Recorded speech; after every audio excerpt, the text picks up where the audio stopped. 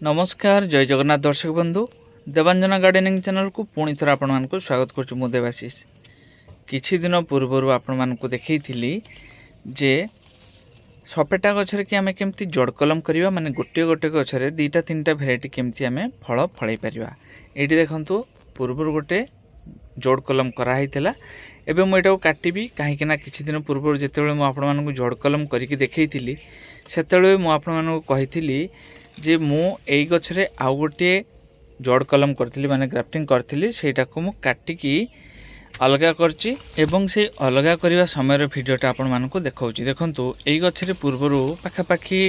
2 मास पूर्वरु मु जड़ कलम करथिली। मेन जो मूल गछटी रहिची सेटा होची 12 मासी कलापाती एवं ता सहित मु जोटा जोड़ीची सेटा होची 12 मासी लेंचा सपेटा जोटको बानाना चिकू बोलकी भी बहुत लोक कहंती। एबे देखंतु ए जगह में आपन काटिकी देखाउची काहेकि ना एटा मोर सक्सेस हेची जानिबे केमती सेटा मध्य ए वीडियो रे मो आउ किछि समय परे आपन मानको कहिबी जे सक्सेस हेची बोली आपन जानिबे केमती। जदि सक्सेस हेई न थाए ता पूर्वरु काटि देले कोन हबो ना चाराटा हमर नष्ट होई जिवो। जोटा आमे जोड़ी थिबा सेटा धीरे धीरे सुखी जिवो एवं हमर जो मूल गछटा थिबो सेटा ही रहइबो किंतु अन्य जो ब्रांचटा आमे एइथरे जड़ कलम करिचु बा ग्राफ्टिंग करिचु सेटा किंतु नष्ट होई जिवो। नष्ट होई गेले कोन हबो हमरा लाभ किछि हबनी। देखंतु मु एका संगे दुईटा काम करची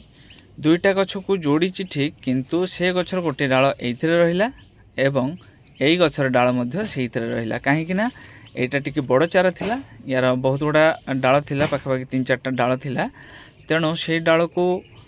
से डालरू गोटे डाल आमर जो कलापाती गछरे कि सेटा जोड़िली एवं कलापाती गछर दुईटा डाल एइथरे जोड़ा हला जहा फल रे एइथरे मध्य दुई प्रकार फल हबो एवं सेइथरे दुई प्रकार फल हबो। सेइथरे गोटे डाल सिना गोटे डाल रहिला हमर लेंचा सपेटार आउ गोटे डाल भी मु आपण मानकु सेदिन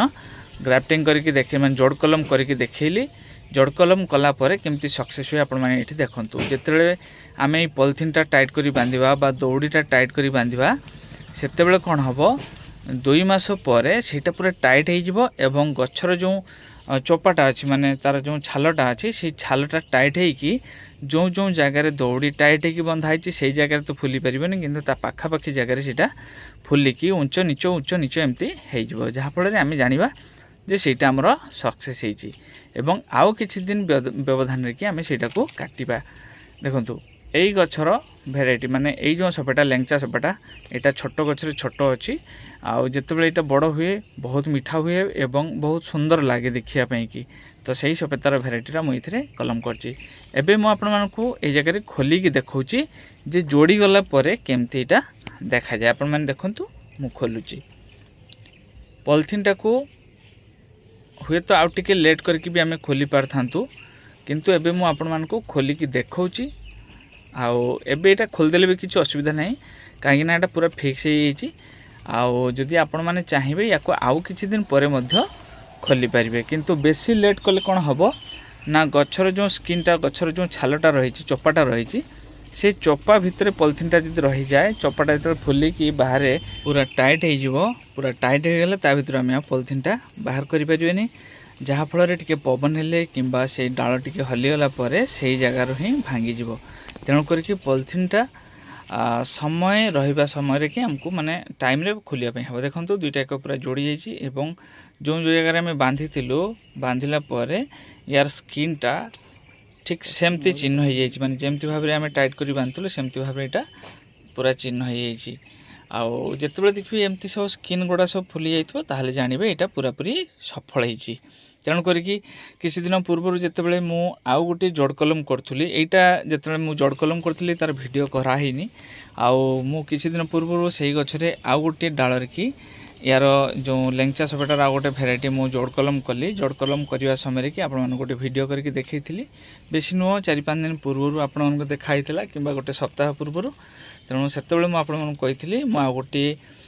करथिली सेटा काटिके आपण मन देखैबी तो एबे सेही भिडियोटा मु आपण मानकु देखाउची। देखंतु एई जगह रे भी जोड़ीची एवं जो जगहटा मुझे टिके आगु देखली सेटा भी जोड़ी किंतु जो डालटा आम जोड़ीचु से गोटे अलरेडी फल रही। तो मोर कहिया कथा है जदि आपण मान पाखे 2-3टा भेराइटर सपेटा रही ताहले आपण गोटे गछरे दुईटा तीनटा जाक सपेटा फळै पारिबे। वीडियोटी भल लागिथिले लाइक शेयर सब्सक्राइब निश्चय करिवे। वीडियोटी शेष पर्यंत देखिथिबार बहुत बहुत धन्यवाद।